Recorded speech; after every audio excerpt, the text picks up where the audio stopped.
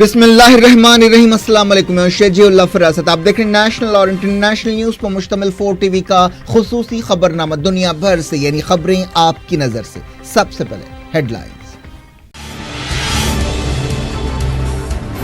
سعودی عرب پر داغے گئے میزائلز ایران میں بنائے گئے، ریاض نے لگایا الزام، کہا صحیح وقت اور صحیح جگہ پر جواب دیں گے۔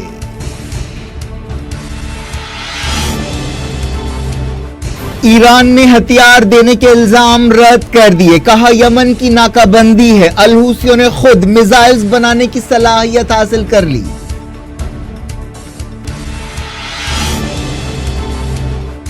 سعودی عرب نے ایران سے تعلق توڑنے کے لیے بشار الاسد کو سینکڑوں بلین ڈالرز کی پیشکش کی، حسن نصر اللہ نے کیا دعویٰ۔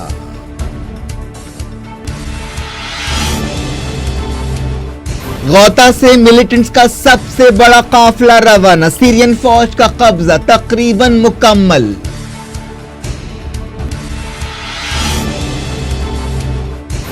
سنجار سے ترکی پر حملوں کو روکیں گے، عراقی وزیر اعظم نے دلایا یقین۔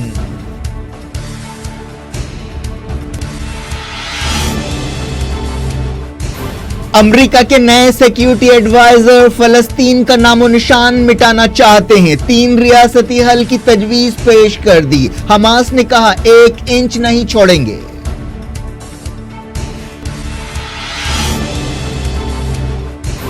کم جونگ ان نے کیا چائنا کا خفیہ دورہ، زی جن پنگ سے کی ملاقات، میڈیا رپورٹس میں دعویٰ۔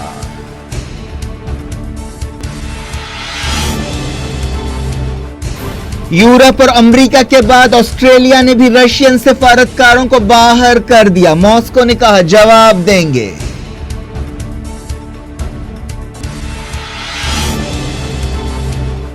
کرناٹک میں 12 مئی کو ووٹ ڈالے جائیں گے، الیکشن شیڈیول جاری۔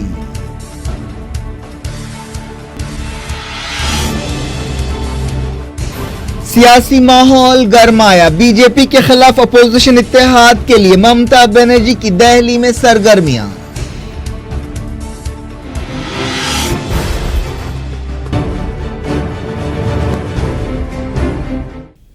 ہیڈ لائنز آپ نے دیکھی، اب خبروں کی تفصیل کی طرف آپ کو لے چلتے ہیں۔ سب سے پہلے بات کرتے ہیں یمن جنگ اور سعودی عرب ایران تناؤ کی۔ سعودی عرب کے فوجی اتحاد نے کہا ہے کہ یمن کے الحوثیوں کی طرف سے فائر کیے گئے میزائلز کے ملبے سے یہ ظاہر ہوتا ہے کہ یہ ہتھیار ایران میں تہران کے قریب بنائے گئے تھے۔ فوجی اتحاد نے الحوثیوں کو بیلسٹک میزائلز اور ہتھیار دینے پر ایران پر غصے کا اظہار کیا اور کہا کہ ایران کی وجہ سے علاقائی سیکیورٹی متاثر ہو رہی ہے۔ سعودی اتحاد کے ترجمان کرنل ترکی المالکی نے ایک نیوز کانفرنس سے خطاب کرتے ہوئے یہ باتیں کہیں۔ اس موقع پر سعودی عرب کے کئی دوست ملک اور فوجی اتحاد کے رکن ملکوں کے نمائندے اور سفیر موجود تھے۔ اس موقع پر الحوثیوں کے میزائلز کا ملبہ دکھایا گیا، جن کے ذریعے ریاض اور دوسرے مقامات کو نشانہ بنانے کی کوشش کی گئی۔ میزائلز کے ملبے کی فورنسک جانچ سے پتہ چلتا ہے کہ ایران نے الحوثیوں کو یہ ہتھیار دیے۔ اتحاد کے ترجمان نے یہ بھی کہا کہ سعودی عرب پر یہ میزائل حملے تناؤ بڑھانے والے ہیں اور یہ علاقائی اور عالمی سیکیورٹی کے لیے خطرہ ہے۔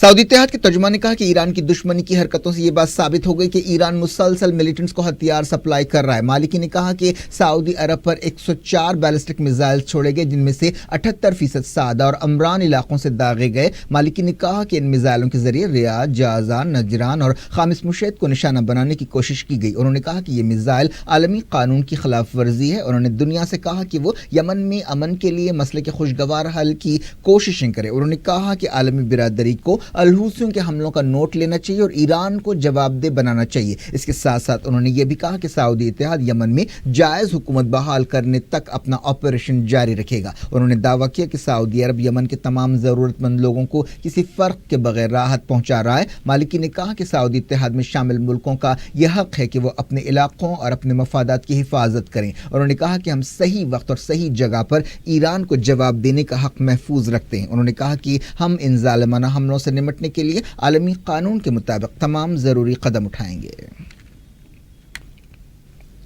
ایران کے ریولیوشنری گارڈز نے ان الزامات کو رد کر دیا کہ ایران نے الحوثیوں کے انصار اللہ تحریک کو میزائل پہنچائے. انہوں نے کہا کہ ان الزامات کا مقصد سعودی عرب کے جنگی جرائم سے توجہ ہٹانا. ایران کی ریولیوشنری گارڈز کے بریگیڈیئر جنرل ید اللہ جاوانی نے تسنیم نیوز ایجنسی کو بتایا کہ یمن کو ہتھیار پہنچانے کے تمام راستے بند ہیں اور یمن پوری طرح سے سعودی اتحاد کی ناکہ بندی میں ہے. ریولیوشنری گارڈز کے کمانڈر نے کہا کہ سعودی عرب امریکیوں، صہیونیوں اور خطے کی کٹ پتلی حکومتوں کے ساتھ مل کر یمن کی دبی کچلی قوم پر پچھلے 3 سال سے حملے کر رہا ہے اور ان کے خلاف بڑے جرائم کر رہا ہے. اسی لیے دنیا کی توجہ ان زیادتیوں پر سے ہٹانے کے لیے جھوٹے اور من گھڑت دعوے کیے جا رہے ہیں کہ ایران الحوثیوں کو ہتھیار پہنچا رہا ہے. جاوانی نے کہا کہ سعودی عرب ایسے الزامات کے ذریعے یمن میں اپنی پریشان کن ناکامیوں کو چھپانے کی کوشش کر رہا ہے. انہوں نے کہا کہ یمن کی قوم سعودی جارحیت کے خلاف مضبوطی سے ڈٹی ہوئی ہے اور میزائلز اور دوسرے ہتھیار بنانے کی صلاحیت حاصل کر لی ہے. ریولیوشنری گارڈز کے کمانڈر نے کہا کہ یہ ایک ایسا کارنامہ ہے جو سعودیوں کو ہضم نہیں ہو رہا ہے.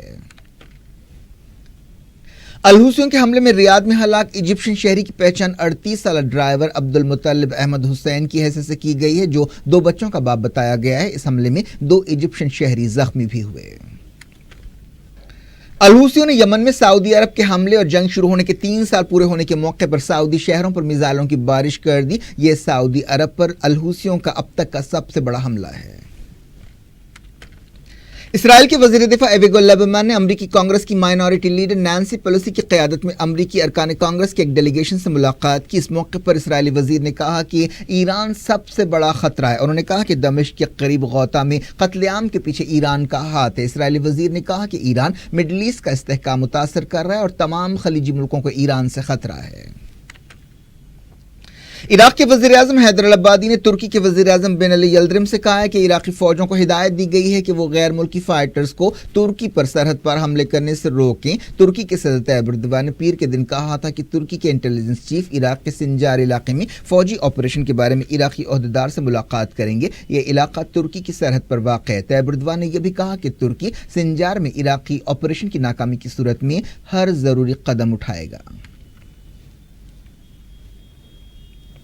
امریکہ کے نئے national security advisor John Bolton چاہتے ہیں کہ فلسطین کا نام و نشان مٹ جائے. حال ہی میں امریکہ کے صدر نے HR میک ماسٹر کی جگہ سخت خیالات رکھنے والے جان بولٹن کو نیشنل سیکیورٹی ایڈوائزر مقرر کیا، جنہوں نے ماضی میں ایران پر بمباری کرنے کا مشورہ دیا تھا. بولٹن نے اسرائیل فلسطین مسئلے کو حل کرنے کے لیے 3 ریاستی حل کا مشورہ دیا ہے. ان کا خیال ہے کہ اسرائیل کے علاوہ غزہ کا علاقہ ایجپٹ کو اور ویسٹ بینک یا مغربی کنارے کا علاقہ جارڈن کو دے دینا چاہیے. انہوں نے اس سلسلے میں واشنگٹن ٹائمز میں ایک آرٹیکل بھی لکھا. اس کا یہ مطلب ہے کہ وہ دنیا کے نقشے پر فلسطین کا نام مٹانا چاہتے ہیں.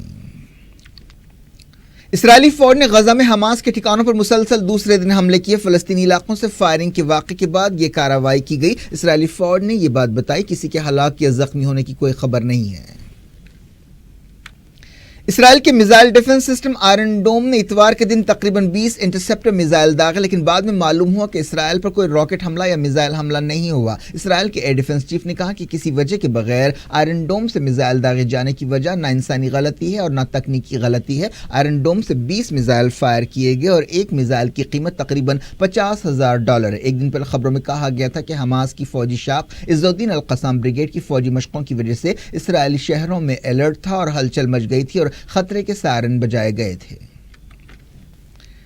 اسرائیل میں انسانی حقوق کے لیے کام کرنے والی ایک تنظیم نے اپنی ایک رپورٹ میں کہا کہ اسرائیلی حکومت نے 200 فلسطینی ٹاؤن سے ہزاروں فلسطینیوں کو بے دخل کیا ہے. یہ سلسلہ کافی عرصے سے جاری ہے.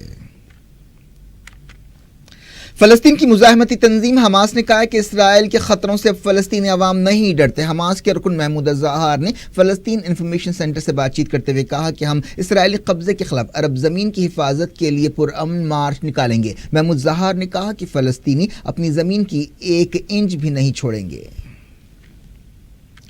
حزب اللہ لیڈر حسن نصر اللہ نے دعویٰ کیا ہے کہ سعودی حکومت نے سیریا کی حکومت سے کہا ہے کہ وہ ملک میں یعنی سیریا میں دہشت مچانے والے ملیٹنٹس کی مدد بند کرنے کے لیے تیار ہیں اور دمشق کو دوبارہ تعمیر یا ریکنسٹرکشن کے کاموں کے لیے سینکڑوں بلین ڈالر دے سکتے ہیں، لیکن اسے ایران کے ساتھ تعلقات توڑنا ہوگا. حسن نصر اللہ نے کہا کہ سعودی حکومت نے 2 بار ایسی تجویز پیش کی اور صدر بشار الاسد نے اس تجویز کو رد کر دیا. لبنان کے اخبار الاخبار ڈیلی نے یہ بیان چھاپا ہے. نصر اللہ نے کہا کہ سیریا میں جنگ کا نتیجہ خطے میں مخالف مخالف اسرائیل مزاحمتی تحریک کی کامیابی کی صورت میں نکلا ہے، جس سے خطے میں امریکی ایجنڈے کو خطرہ پیدا ہو گیا۔ انہوں نے کہا کہ حزب اللہ آج پہلے سے زیادہ مضبوط ہے۔ حسن نصر اللہ نے یہ الزام بھی لگایا کہ سعودی عرب اور امریکہ لبنان میں 6 مئی کو ہونے والے الیکشن میں دخل اندازی کے لیے گندے کھیل کھیل رہے ہیں۔ دنیا بھر سے میں وقت ہو گیا چھوٹے سے بریک کا۔ بریک کے بعد کچھ اور خبروں کے ساتھ آپ کی خدمت میں دوبارہ حاضر ہوں گے۔ امید ہے بریک کے اس پار بھی ہمارا آپ کا ساتھ بنا رہے گا۔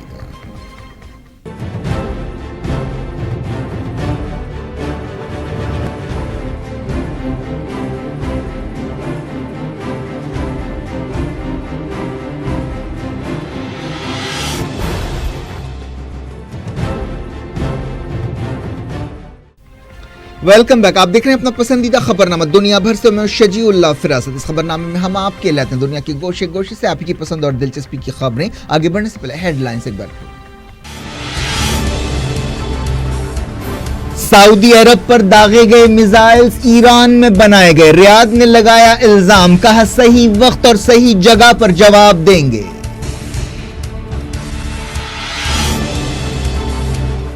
ایران نے ہتھیار دینے کے الزام رد کر دیے، کہا یمن کی ناکہ بندی ہے، الحوثیوں نے خود میزائلز بنانے کی صلاحیت حاصل کر لی۔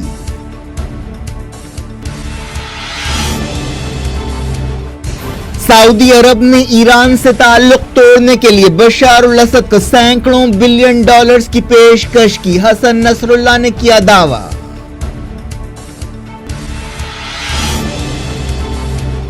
غوطہ سے ملیٹنٹس کا سب سے بڑا قافلہ روانہ، سیرین فوج کا قبضہ تقریباً مکمل۔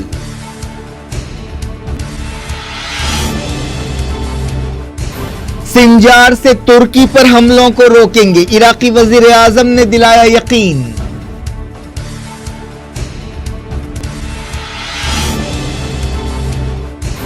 امریکہ کے نئے سیکیورٹی ایڈوائزر فلسطین کا نام و نشان مٹانا چاہتے ہیں، 3 ریاستی حل کی تجویز پیش کر دی، حماس نے کہا 1 انچ نہیں چھوڑیں گے۔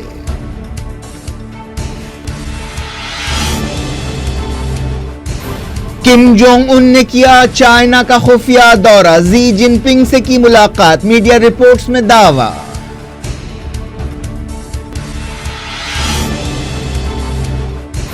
یورپ اور امریکہ کے بعد آسٹریلیا نے بھی رشین سفارتکاروں کو باہر کر دیا، ماسکو نے کہا جواب دیں گے۔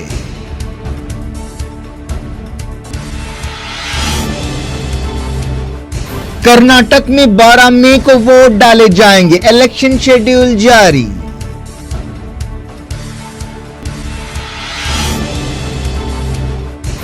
سیاسی ماحول گرمایا، بی جے پی کے خلاف اپوزیشن اتحاد کے لیے ممتا بنرجی کی دہلی میں سرگرمیاں۔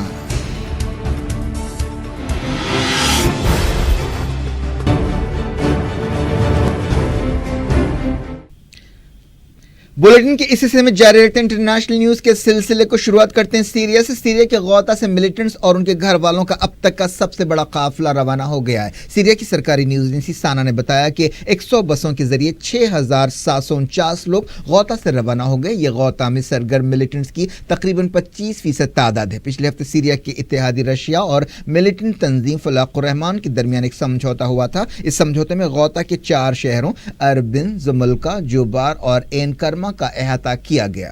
اس سمجھوتے کے تحت زخمیوں کو پہلے باہر نکالا جا رہا ہے۔ غوطہ کے تقریباً تمام علاقوں پر اب سیرین فوج کا قبضہ مکمل ہو گیا ہے۔ ملیٹنٹس اور ان کے خاندانوں کے یہ قافلے ادلیب جا رہے ہیں۔ اس سے پہلے احرار الشام گروپ کے کنٹرول والے ہراستہ اور فلاق الرحمان گروپ کے کنٹرول والے اربن، زملکا، جوبار اور این ترما ٹاؤن سے 6000 لوگ روانہ ہوئے۔ ایک رپورٹ میں کہا گیا کہ جیش الاسلام اور رشیا کے درمیان بھی ایسا ہی ایک سمجھوتا ہونے والا ہے۔ غوطہ 2013 سے باغیوں کے کنٹرول میں تھا، لیکن سیرین فوج نے اسے گھیرے میں لے رکھا تھا۔ حال ہی میں سرکاری فوج نے غوطہ پر کنٹرول حاصل کرنے کے لیے ایک آپریشن شروع کیا۔ غوطہ دمشق کے قریب واقع ایک علاقہ ہے جہاں کی آبادی 4 لاکھ ہے۔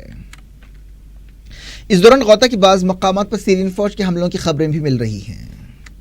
ایجپٹ میں مسلسل دوسرے دن صدارتی الیکشن کے تحت ووٹ ڈالے گئے۔ ان الیکشنز میں صدر عبدالفتاح السیسی کی جیت یقینی نظر آ رہی ہے۔ ایکسپرٹس کا کہنا ہے کہ اس الیکشن میں صرف ایک ڈمی امیدوار کو سیسی کے خلاف ٹھہرایا گیا اور تمام سنجیدہ امیدواروں کو الیکشن میں حصہ لینے سے روک دیا گیا۔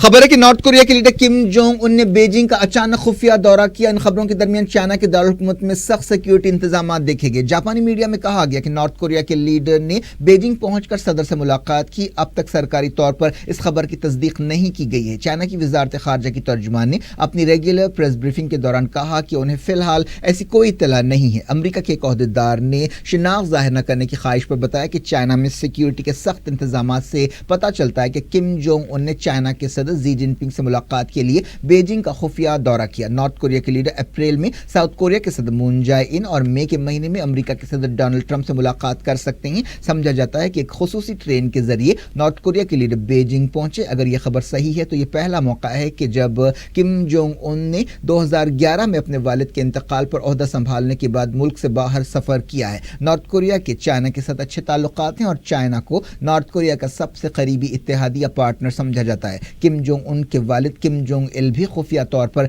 चाइना का दौरा करते थे।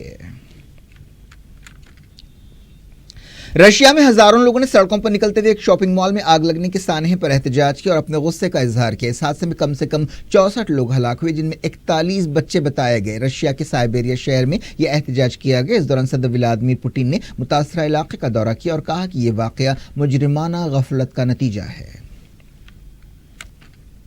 यूरोप के कई मुल्कों और अमेरिका के बाद अब ऑस्ट्रेलिया ने भी रशिया के 2 सफारतकारों को मुल्क से बाहर निकलने का हुक्म दिया है। बरतानिया में रशिया के एक साबिक जासूस और उनकी बेटी को जहर देकर मारने की कोशिश के बाद यह बहरान पैदा हुआ है। उस वाक़े के लिए बरतानिया की हुकूमत ने रशिया को जिम्मेदार ठहराया है। एक दिन पहले अमेरिका ने रशिया के 60 सफारतकारों को मुल्क से बाहर निकलने का हुक्म दिया था और इल्जाम लगाया था कि वो इंटेलिजेंस ऑफिसर्स है। कोई 20 से ज्यादा मुल्कों ने रशिया के खिलाफ ऐसा ही कदम उठाया है। रशिया ने कहा कि वो इस सिलसिले में मुनासिब कार्रवाई करेगा। रशिया की मीडिया में क्रेमलिन के तर्जुमान डिमिट्री पेस्कोव के हवाले से एक बयान जारी किया गया, जिसमें कहा गया कि हुकूमत को सिफारतकारों को बाहर करने के अमेरिका और दूसरे मुल्कों के फैसले पर अफसोस है और वो सूरत हाल का जायजा ले रही है और उसके बाद जवाबी कार्रवाई की तजवीज़ मंजूरी के लिए सदर पुतिन के सामने पेश करेगी।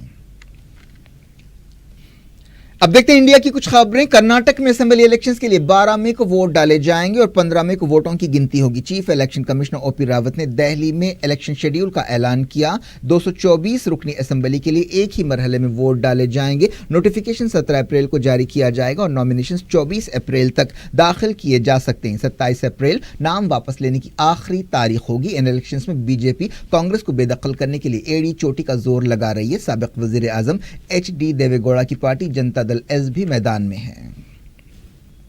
इस दौरान कर्नाटक में इलेक्शन की मुहिम तेज हो गई है। बीजेपी सदर अमित शाह जो रियासत के दौरे पर हैं, इलेक्शन मुहिम के दौरान एक लग़्ज़िश कर बैठे। उन्होंने मीडिया से बातचीत करते हुए एक जज के रिमार्क के हवाले से सिद्धारामैया हुकूमत को सबसे करप्ट करार देने के बजाय येदियुरप्पा हुकूमत को सबसे करप्ट हुकूमत करार दे दिया, जिस पर उनके एक मददगार ने उन्हें तवज्जो दिलाई, जिसके बाद उन्होंने अपनी इस्लाह या सुधार किया। सुप्रीम कोर्ट के एक रिटायर्ड जज ने कहा कि भ्रष्टाचार के लिए अगर स्पर्धा कर ली जाए तो येदियुरप्पा सरकार को भ्रष्टाचार में नंबर 1 सरकार का अवार्ड देना पड़ेगा। अरे सिद्धरामैया सरकार को नंबर 1 का अवार्ड देना पड़ेगा। और मित्रों, ये जो कहा है कोई भारतीय जनता पार्टी की टिप्पणी नहीं है। वेस्ट बंगाल की चीफ मिनिस्टर और तृणमूल कांग्रेस लीडर ममता बनर्जी ने दिल्ली में एनसीपी लीडर शरद पवार और दूसरों से मुलाकात की, जिसके बाद ऐसी कयासाराइयां शुरू हो गई हैं कि 2018 के पार्लियामेंट इलेक्शंस में बीजेपी से मुकाबला करने के लिए वो अपोजिशन जमातों को मुत्तहिद करने की कोशिश कर रही हैं। ममता बनर्जी ने शिवसेना के रुकन पार्लियामेंट संजय रावत से भी मुलाकात की। ये मुलाकात काफी अहमियत रखती है क्योंकि महाराष्ट्र में बीजेपी की इत्तेहादी शिवसेना ने 2019 के लोकसभा इलेक्शन से पहले एनडीए इत्तेहाद से अलग होने का ऐलान किया है। ममता बनर्जी ने मीडिया से बातचीत करते हुए कहा कि जब सियासी लोग मिलते हैं तो वो सियासत पर बात करते हैं, इसमें छुपाने वाली कोई बात नहीं है। 2019 के इलेक्शंस यकीनन बहुत दिलचस्प होंगे। यह भी खबर है कि ममता बनर्जी ने कांग्रेस की साबिक सदर सोनिया गांधी से भी मुलाकात की। दिल्ली में जबरदस्त सरगर्मियां देखी गई, जिसकी वजह से तरह तरह के अंदाजे लगाए जा रहे हैं। टीआरएस और एआईएडीएमके के एहतजाज की वजह से पार्लियामेंट को एक बार फिर दिन भर के लिए मुलतवी कर दिया गया। लोकसभा और राज्यसभा में गड़बड़ की वजह से मंगल को कोई काम नहीं हो सका। सुप्रीम कोर्ट ने मुख्तलिफ ज़ातों और मजहबों से ताल्लुक़ रखने वाले लोगों की शादियों में खाप पंचायतों की दखलंदाजी पर पाबंदी लगा दी है। इस तरह ऐसे जोड़ों को बड़ी राहत मिली है जिन्हें ऐसी पंचायतों की वजह से जान का खतरा है। चीफ जस्टिस दीपक मिश्रा की क़यादत वाली बेंच ने खाप पंचायतों की मुदाखलत को रोकने के लिए बाज़ गाइडलाइंस भी जारी की। क्या कुछ हो रहा है आपकी दुनिया में, आखिर में हेडलाइंस दुनिया भर से एक बार फिर देखते हैं। سعودی عرب پر داغے گئے میزائلز ایران میں بنائے گئے، ریاض نے لگایا الزام، کہا صحیح وقت اور صحیح جگہ پر جواب دیں گے۔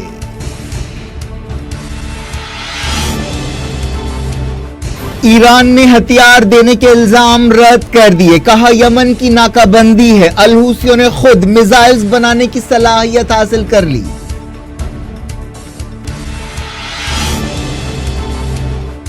سعودی عرب نے ایران سے تعلق توڑنے کے لیے بشار الاسد کو سینکڑوں بلین ڈالرز کی پیشکش کی، حسن نصر اللہ نے کیا دعویٰ۔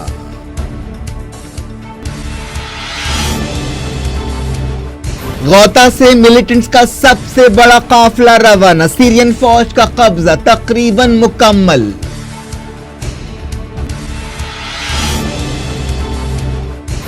سنجار سے ترکی پر حملوں کو روکیں گے، عراقی وزیر اعظم نے دلایا یقین۔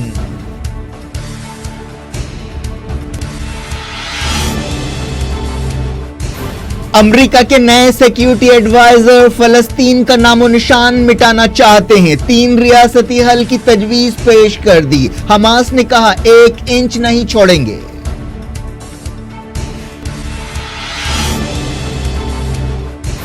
کم جونگ ان نے کیا چائنا کا خفیہ دورہ، زی جن پنگ سے کی ملاقات، میڈیا رپورٹس میں دعویٰ۔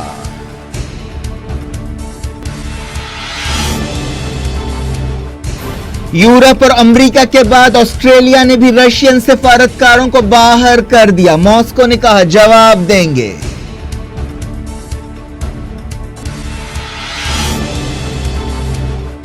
کرناٹک میں 12 مئی کو ووٹ ڈالے جائیں گے، الیکشن شیڈیول جاری۔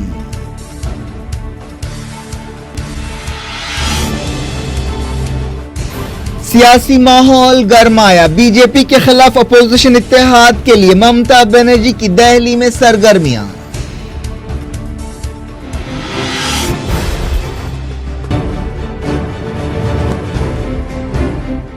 یہ تھی آج کی خبریں، شجیع اللہ فراست کو دیں اجازت اور اپنا بے حد خیال رکھیں۔ اللہ حافظ۔